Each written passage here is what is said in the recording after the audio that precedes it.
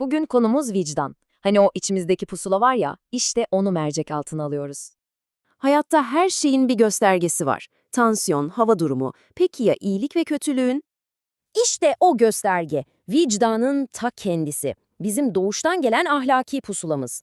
Aslında vicdan içimizde birçok şapka takıyor. Bir alarm, bir terazi, hatta bir şoför gibi. Gerçek vicdan testini biliyor musunuz? Hiç tanımadığınız birinin acısına nasıl tepki verdiğiniz. Bu kavram hiç de yeni değil aslında. Mesela Kur'an'da vicdan için çok güçlü isimler kullanılmış. Mesela ona saik yani sürücü, şahit yani içimizdeki tanık, hatta basiret yani içgörü deniyor. İşin biyolojisine bakarsak tam 200 milyon yıllık bir argeden bahsediyoruz.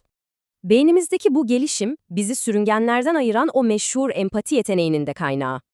Bu ahlaki donanımın bir de yazılımı var tabii. Hormonlarımız, davranışlarımızı onlar şekillendiriyor. Oksitosin aramızdaki bağı kuruyor. Serotonin ise hatalarımızdan ders çıkaran o fren sistemi gibi.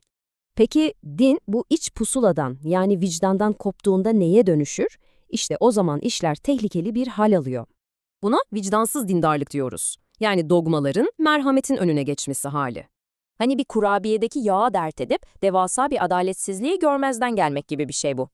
Düşünün, katı bir kural yüzünden bir aile dağılıyor ve tek kurtuluşları adamın inancını inkar etmesi.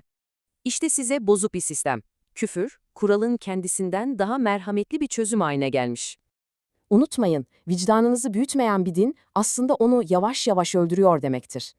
Bütün bu durum aslında bizi inanca dair iki farklı yaklaşıma getiriyor. Biri sizi yargılayıcı ve kibirli yapar. Diğeri ise daha sorumlu, daha merhametli biri haline getirir.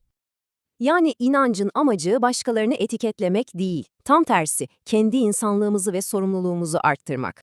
O zaman kendimize sormamız gereken soru şu: İnancınız sizi daha mı merhametli yapıyor, yoksa daha mı katı?